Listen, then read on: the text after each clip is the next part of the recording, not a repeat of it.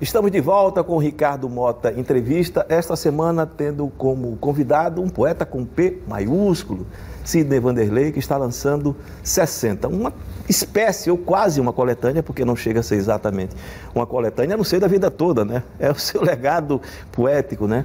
E eu deixei como indagação para ele a questão daquele ou daquela poesia que inspirou o Sidney. Antes de ser um poeta, ele lia poesia. Quem foi exatamente, Sidney, que lhe provocou isso?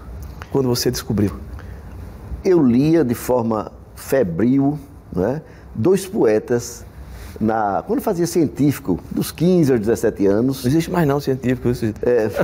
É segundo grau, colegial, não sei mais ou quanto. menos isso. Pois bem, então quando eu fazia o científico no Marista, os dois poetas que eu lia muito eram Fernando Pessoa e Drummond. O Fernando Pessoa, interessante, eu lia, como todos nós lemos, né, loucamente Fernando Pessoa na adolescência, mas ele não me influenciou muito, nem nenhum dos heterônimos dele. Adoro Fernando Pessoa, mas não sinto a mão forte dele no que eu produzia. Mas com o Drummond foi diferente. Com o Drummond eu tive uma identificação imensa e, sem dúvida, nos meus primeiros poemas, né, a influência do Drummond é assim inequívoca.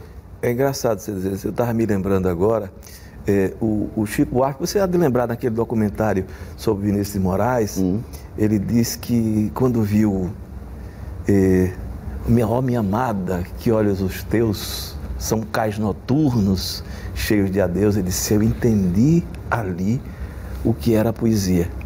Você teve uma epifania assim com... Tive, com Drummond, nitidamente eu tive. Quando eu li, por exemplo, Cidadezinha Qualquer, né? Eu me lembrei, eu estava ali em Viçosa, rapaz, né? Então é nítido, casas entre bananeiras, né? Pomar, aquela coisa, um burro passa devagar, um cachorro passa devagar, digamos assim, as janelas olham. A universalidade. Aí eu entendi, né, as fofoqueiras de Viçosa, filtrando quem estava passando na rua. Tem fofoqueira lá em Viçosa? Só tem, cara. Pois bem, então, aquele era um retrato da cidade em que eu tinha nascido, eu tinha crescido, né? E o Drummond tinha aquela coisa muito coloquial, né? Porque a poesia do Drummond, ela é moderníssima em 30. É uma boa conversa. E depois, aí eu já fui pegando o Drummond, digamos, de A Rosa do Povo, um Drummond mais politizado, não é? Que foi uma fase também. É uma fase dele, né?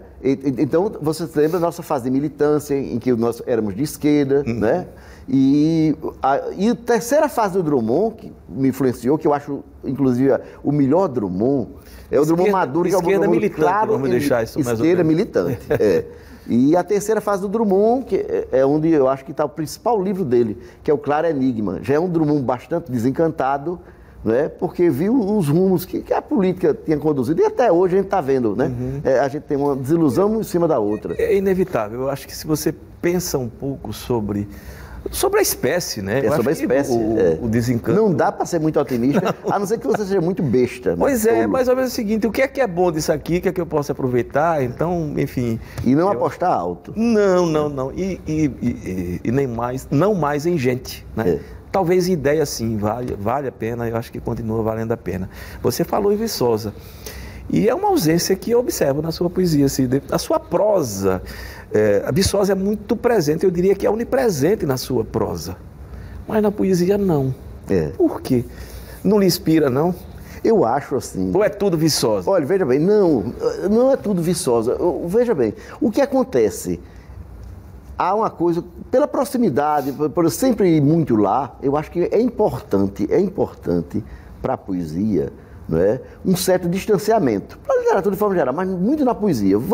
Olha, Drummond, né? Drummond falando de Itabira, Drummond não voltou mais nunca a Itabira. Então isso gera naturalmente... E que virou lá o quadro na parede. Exato, como dói, né? Mas tem uma distância enorme, né? Drummond está lá no Rio, intocado naquele apartamento ali, né, do Leblon, e Itabira está distante. Então ele pode imaginar Itabira. Viçosa não, volta e meia eu estou lá, né, comendo aquelas, né, coisas da padaria do Creso. Então não gerou esse estranhamento, nesse distanciamento necessário, né, para fazer aflorar o lirismo, né? Saudade? Não tem motivo. Tá, 80 não, por exemplo, você precisa da saudade. Vamos lembrar agora do Vinícius de Moraes para fazer um samba com beleza.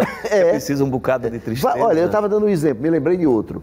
Na prosa mesmo, né? Eu dei o exemplo aí do Drummond, mas vamos pegar um cara como Joyce.